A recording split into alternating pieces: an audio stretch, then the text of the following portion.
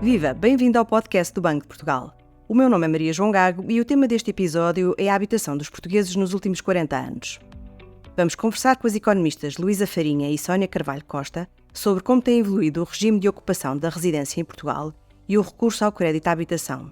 Foi sobre estes tópicos que as nossas convidadas se debruçaram no tema em destaque do Boletim Económico de Outubro.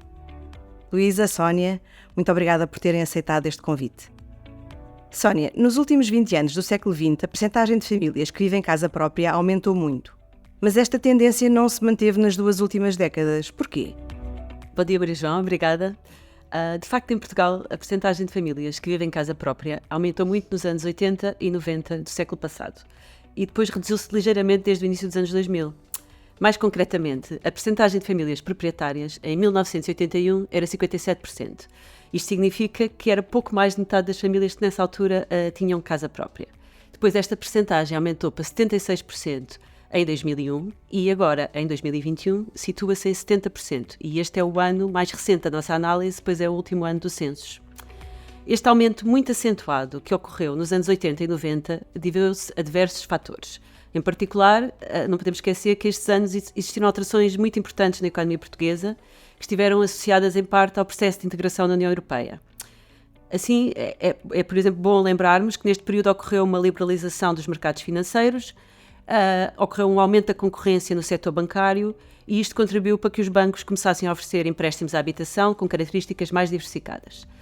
Em segundo lugar, e também não menos importante, nos anos 90, as taxas de juros reduziram-se imenso no processo de convergência da taxa de inflação para os níveis da área do euro. Nestas décadas também existiram diversas políticas de apoio e de incentivo à aquisição de habitação própria, como por exemplo os regimes de crédito bonificado e a criação das contas de poupança à habitação. E também neste período o país registrou um crescimento económico significativo, o que se transmitiu obviamente ao rendimento das famílias.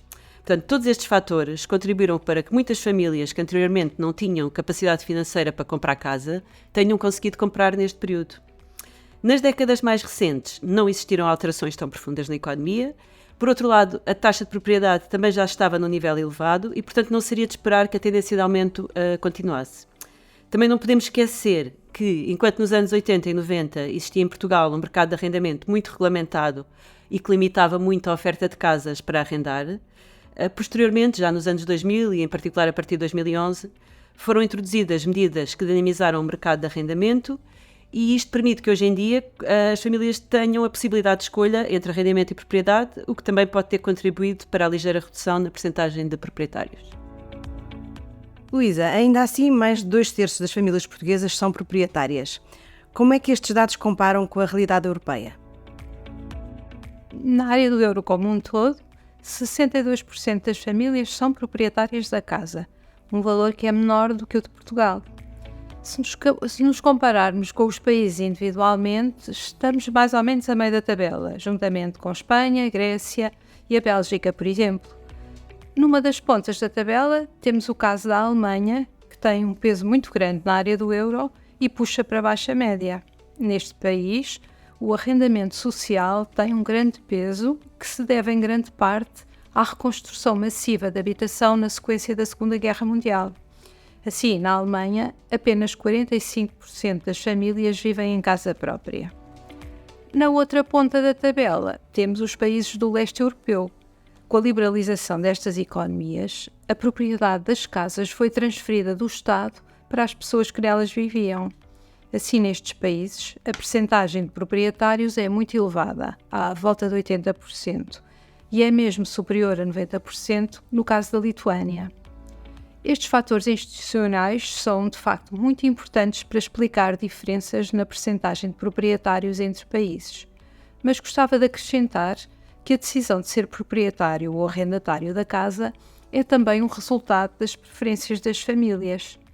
E em Portugal, por exemplo, a preferência por ser proprietário foi revelada de forma muito vincada no inquérito à situação financeira das famílias.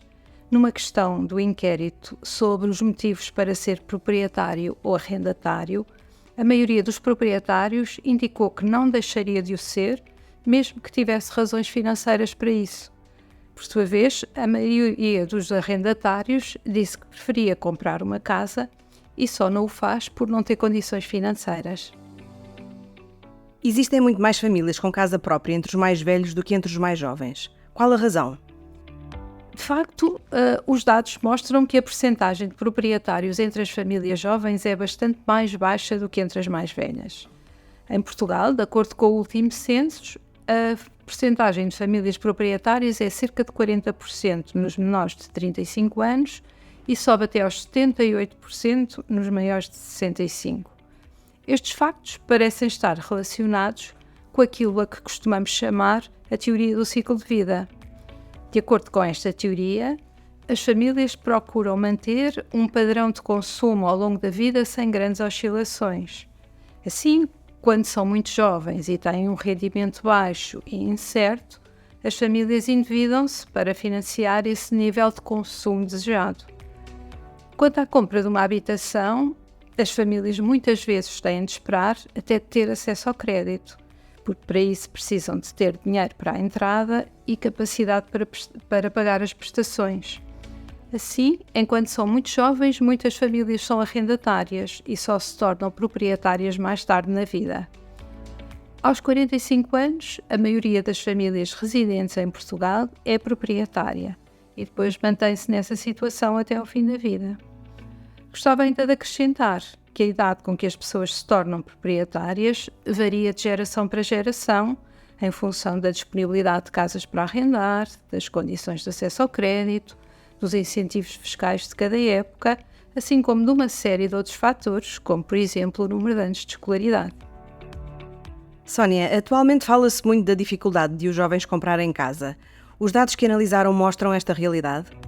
Sim, quando se compara a percentagem de proprietários entre famílias jovens de várias gerações, conclui-se que atualmente esta percentagem é mais baixa do que nas gerações que nasceram 10 ou 20 anos antes. Portanto, isto significa que aumentou a percentagem de jovens que arrenda casa em vez de comprar. Os dados para as várias gerações, também é interessante dizer, que mostram que a geração que nasceu entre 67 e 76 é aquela em que as famílias se tornaram proprietárias mais cedo. Portanto, nesta geração, 70% das famílias, quando tinham entre 25 e 34 anos, já eram proprietários. E isto é uma percentagem bastante elevada e para esta geração. Isto ocorreu em 2001, em que foi o período que beneficiou de todas aquelas alterações que eu descrevi anteriormente.